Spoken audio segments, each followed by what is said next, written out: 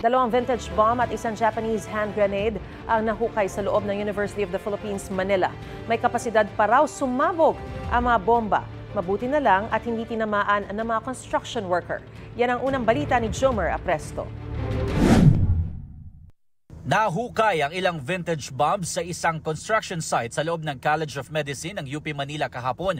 Ayon sa District Explosive and K9 Unit ng Manila Police District, nasa 3 talampakan ang lalim ng pagkakabaon ng mga bomba nang matagpuan ng mga construction worker.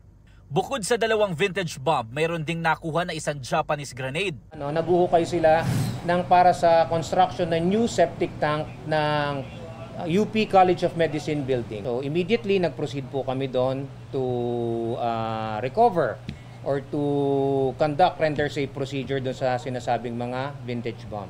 Agad pinalika sa mga empleyado ng universidad at mga construction worker at kinordona ng paligid at maingat na kinuha ang mga bomba. Sabi ng mga otoridad, kung napasobra ang paghukay at tinamaan ng mga bomba, posibleng na-trigger at sumabog ang mga ito.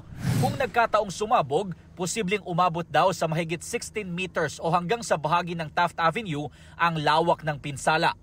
Delikado pa rin kasi hindi naman ibig sabihin na natatagpuan natin na in corroded condition siya, kalawang, wala na siyang explosive filler sa loob. Meron pa rin po yon. Marami kaming mga recoveries niyan, especially rito sa Intramuros area, dito sa Manila Bay. Alam niyo na, yung may history siya ng pinagdausan ng ano. Okay. Nakatakdang dalhin sa Tarlac ang mga bomba kung saan ito ide-detonate o pasasabugin. Payo ng MPD DECO sa publiko, agad ipagbigay alam sa mga otoridad oras na may makitang kahinahinalang bagay tulad nito para maiwasan ang anumang insidente na posibleng magdulot ng panganib. Ito ang unang balita, Jomer Apresto para sa GMA Integrated News. Gusto mo bang mauna sa mga balita?